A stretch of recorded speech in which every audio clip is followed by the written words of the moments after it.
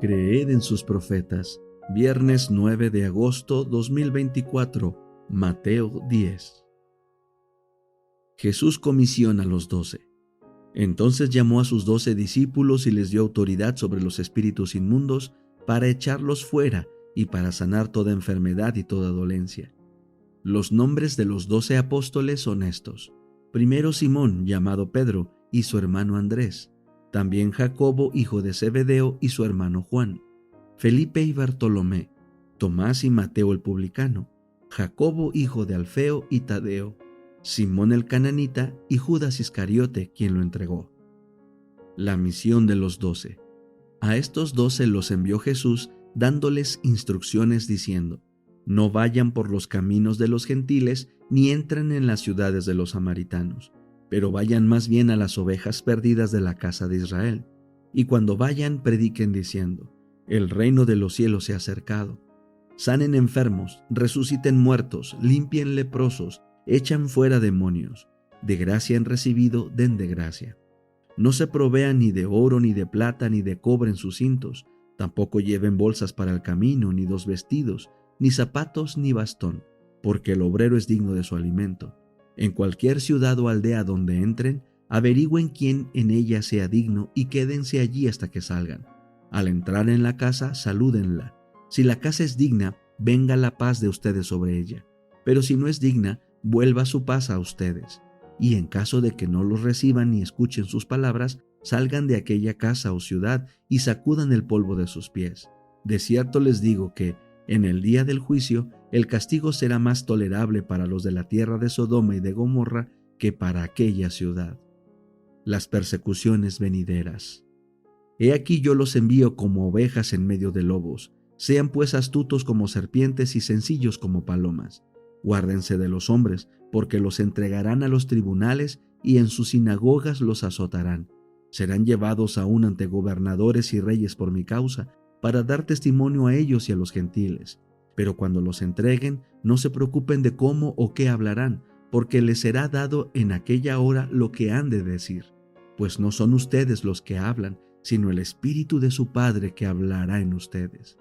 El hermano entregará muerte a su hermano, y el padre a su hijo. Se levantarán los hijos contra sus padres y los harán morir, y serán aborrecidos de todos por causa de mi nombre. Pero el que persevere hasta el fin, éste será salvo.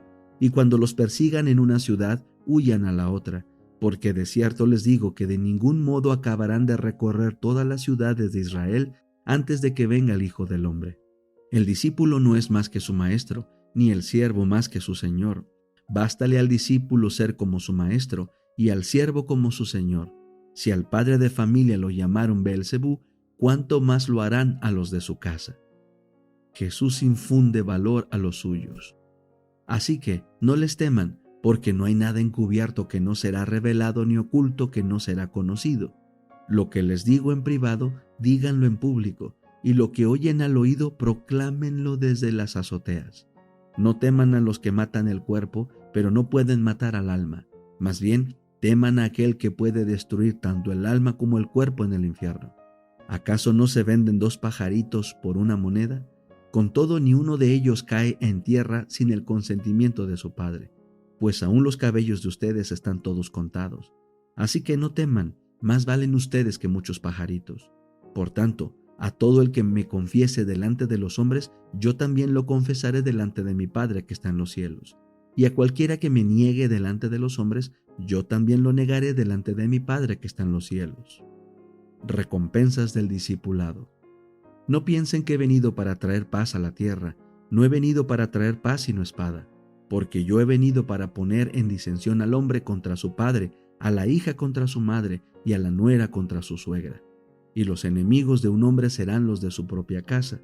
El que ama a padre o a madre más que a mí, no es digno de mí. Y el que ama a hijo o a hija más que a mí, no es digno de mí. El que no toma su cruz y sigue en pos de mí, no es digno de mí. El que haya su vida la perderá, y el que pierde su vida por mi causa la hallará. El que los recibe a ustedes, a mí me recibe, y el que me recibe a mí, recibe al que me envió. El que recibe a un profeta porque es profeta, recibirá recompensa de profeta, y el que recibe a un justo porque es justo, recibirá recompensa de justo. Cualquiera que dé a uno de estos pequeñitos un vaso de agua fría solamente porque es mi discípulo, de cierto les digo que jamás perderá su recompensa. El deseado de todas las gentes. Capítulo 53. El último viaje desde Galilea. Las más ricas bendiciones del cielo habían sido ofrecidas gratuitamente a aquellos activos pueblos próximos al mar de Galilea. Día tras día, el príncipe de la vida había entrado y salido entre ellos. La gloria de Dios que profetas y reyes habían anhelado ver había brillado sobre las multitudes que se agolpaban en el camino del Salvador. Sin embargo, habían rechazado el don celestial. Con gran ostentación de prudencia, los rabinos habían amonestado al pueblo contra la aceptación de las nuevas doctrinas enseñadas por este nuevo maestro, porque sus teorías y prácticas contradecían las enseñanzas de los padres. El pueblo dio crédito a lo que enseñaban los sacerdotes y fariseos, en lugar de procurar entender por sí mismo la palabra de Dios. Honraba a los sacerdotes y gobernantes en vez de honrar a Dios, y rechazó la verdad a fin de conservar sus propias tradiciones. Muchos habían sido impresionados y casi persuadidos, pero no habían obrado de acuerdo con sus convicciones y no eran contados entre los partidarios de Cristo. Satanás presentó sus tentaciones hasta que la luz les pareció tinieblas. Así, muchos rechazaron la verdad que hubiera tenido como resultado la salvación de su alma. El testigo verdadero dice: «He aquí yo estoy a la puerta y llamo». Toda amonestación, reprensión y súplica de la palabra de Dios o de sus mensajeros es un llamamiento a la puerta del corazón. Es la voz de Jesús que procura entrada. Con cada llamamiento desoído se debilita la inclinación a abrir. Si hoy son despreciadas las impresiones del Espíritu Santo, mañana no serán tan fuertes. El corazón se vuelve menos sensible y cae en una peligrosa inconsciencia en cuanto a lo breve de la vida frente a la gran eternidad venidera. Nuestra condenación en el juicio no se deberá al hecho de que hayamos estado en el error, sino al hecho de haber descuidado las oportunidades enviadas por el cielo para que aprendiésemos lo que es la verdad. A semejanza de los apóstoles, los 70 habían recibido dones sobrenaturales como sello de su misión. Cuando terminaron su obra, volvieron con gozo diciendo: «Señor, aún los demonios se nos sujetan en tu nombre». Jesús respondió: «Yo veía a Satanás como un rayo que caía del cielo». Escenas pasadas y futuras se presentaron a la mente de Jesús. Vio a Lucifer cuando fue arrojado por primera vez de los lugares celestiales. Miró hacia adelante a las escenas de su propia agonía, cuando el carácter del engañador sería expuesto a todos los mundos. Oyó el clamor: «Consumado es», el cual anunciaba que la redención de la raza caída quedaba asegurada para siempre, que el cielo estaba eternamente seguro contra las acusaciones, los engaños y las pretensiones de Satanás. Más allá de la cruz del Calvario, con su agonía y vergüenza, Jesús miró hacia el gran día final, cuando el príncipe de las potestades del aire será destruido en la tierra, durante tanto tiempo mancillada por su rebelión. Contempló la obra del mal terminada para siempre, y la paz de Dios llenando el cielo y la tierra. En lo venidero, los seguidores de Cristo habían de mirar a Satanás como a un enemigo vencido. En la cruz, Cristo iba a ganar la victoria para ellos. Deseaba que se apropiasen de esa victoria. «He aquí», dijo él, «os doy potestad de hollar sobre las serpientes y sobre los escorpiones y sobre toda fuerza del enemigo, y nada os dañará».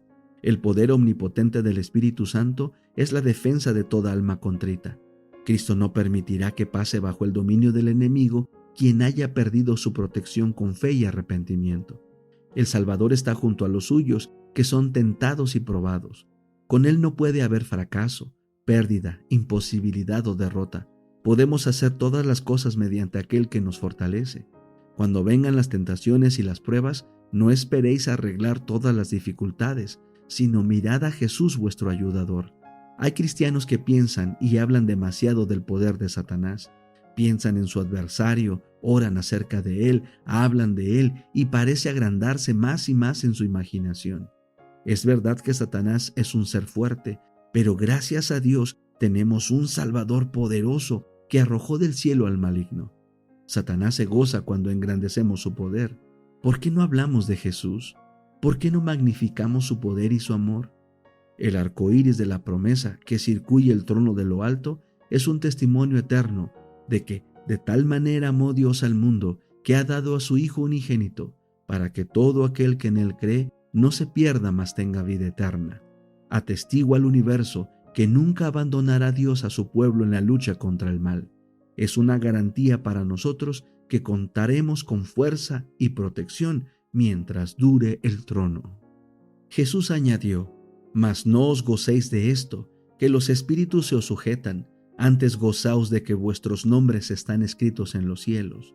No os gocéis por el hecho de que poseéis poder, no sea que perdáis de vista vuestra dependencia de Dios.